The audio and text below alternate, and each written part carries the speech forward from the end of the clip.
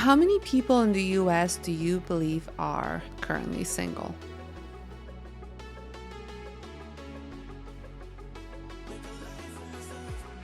Hi, welcome back, or welcome if you're new here. I'm Wioleta, your host. I'm happy that you're here.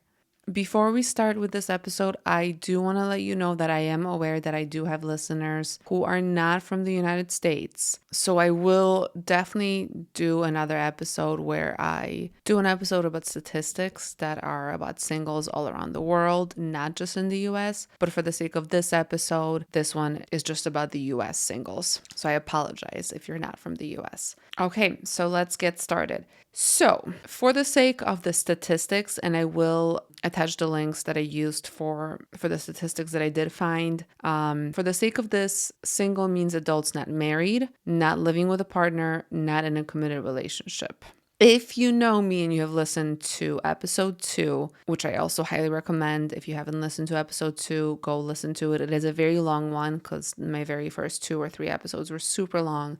But anyhow, I highly recommend listening to episode 2. And if you listen to it, I do strongly believe that you are single, even if you're in a relationship, even if you're living with somebody. I believe you're single until you're engaged. So these statistics that I'm about to read off do not align with my views of what being single is and what it isn't. But anyhow, back to the statistics. About 30% of all United States singles are single. Well, people are what I mean by that is about 30% of all US people that live here are single, which is a lot, but also lower than what I thought it was going to be in a sense. But let's break it down by age groups.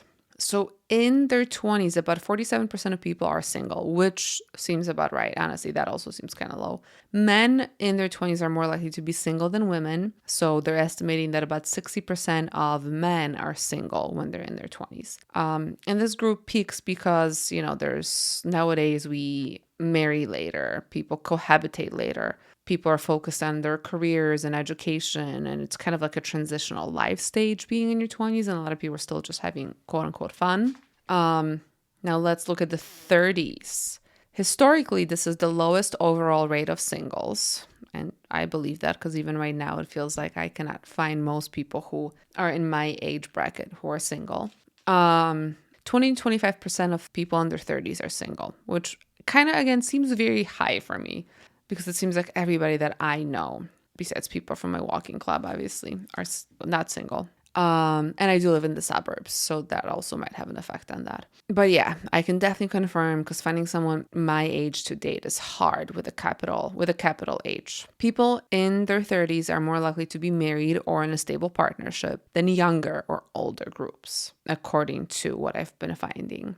40s, the 40-year-olds, 25 to 30% are single, so a tad bit more than people in their 30s. What's interesting is that the never married crowd for the 40-year-olds, so people in their midlife, have risen compared to decades past, with 30% of 40 to 44-year-olds never marrying in recent years. And that will probably be me one day, unless some miracle happens. And then the 50 and older crowd, 30% or slightly higher percentage of them are single. And that includes divorced, married, and never married. However, for the older generations, they're more likely to be separated due to divorce or loss of a partner than never having been married.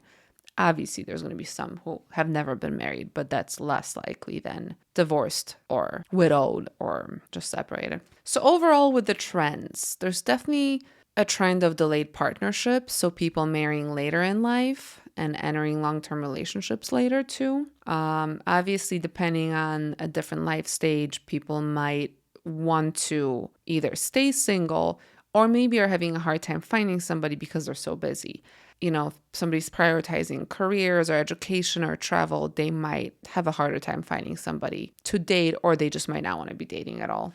And then in the older adults, there's definitely a larger share of women becoming single later in life too, due to longevity and widowhood, which makes sense because women do tend to live longer, at least here in the US. I personally think what's also contributing is money situation, right? Our economy and a lot of people aren't doing so well as far as money goes. So I think it's harder to date when you don't have money to take people out. And of course, the male or all around loneliness epidemic, because I do believe it's an all around loneliness epidemic, not just a male loneliness epidemic, because I do think it trickles down to women. If men are lonely and they're not dating, then more women are also going to be not dating. And I do believe if you're single long term, that also equals loneliness. Obviously, I'm not including the people who are single for like 5 minutes and then become, and then jump back into a relationship. But according to the US Census, so the last one that went out in 2020, less than a quarter of 25 to 34-year-olds in 2024 had reached major adulthood milestones, including marriage. About 29% of US adults ages 30 to 49 have never been married, which is much more than in prior generations. Thanks, internet dating and women having better standards. 25% of 40-year-olds in the US have never been married. And this is according to a 2021 study. And that's up from 20% in 2010. And this is the highest recorded since the early 1900s. And men are more likely to not have been married, which is also interesting. Historically, nearly all adults married by the age of 40, but today, 1 in 4 40-year-olds had never married, which again checks out. The median ages of first marriages continues to rise. So more people delay marriage into their 30s and beyond rather than marrying in their 20s, which I think is a positive thing. I always say you should never marry or make any big life term decisions before you turn 30 because you become a different person when you're 30. It'd be nice to maybe take like a guess if these marriages are, or the lack of marriages is on purpose or because of a lack of options or, maybe the perception of too many options because of social media and dating apps. So maybe I'll run a poll online. And keep in mind, some never married adults do live with their partners, so they cohabitate. Others do not. Again, keep in mind that's what these numbers are showing. For this episode, and it's a short one, let's go ahead and for the note to self, think about which of these numbers surprised you the most. While you're thinking about that, this one's not really like a reflective one, but just, which one just surprised you the most?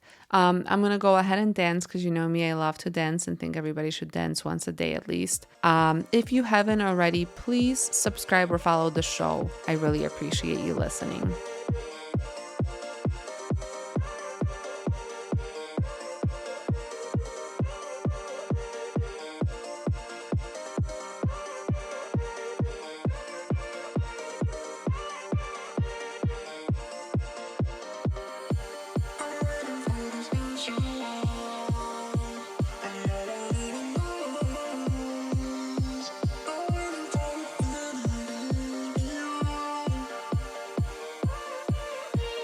Okay, I'm back. So, the thing that surprised me the most was the 25 to 30% of adults in their 40s who have never married. Because I feel like most of the people that I know who are in their 40s and up have at least married once before. Most of them, obviously, I also know some who haven't, but most of them have. So to me, that is a pretty crazy number.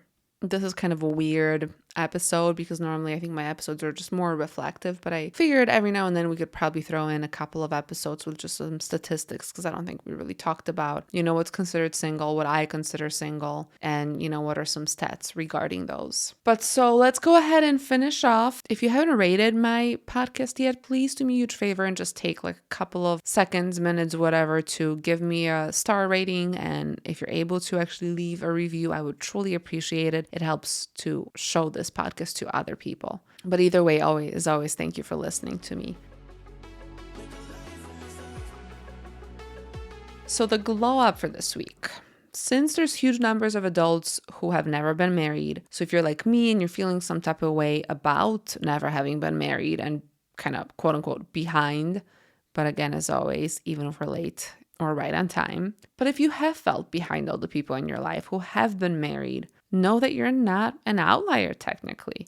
It seems like you are in a massive demographic, at least to the latest statistics. But so for the actual glow up though, think about this. What if not having been married yet is actually a developmental advantage? What's your developmental advantage due to not having been married yet?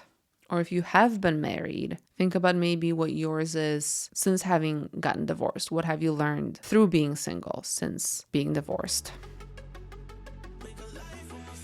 Thanks so much for listening. I'm going to repeat this again. Always remember, even if we're late, we're right on time. I will talk to you next Tuesday.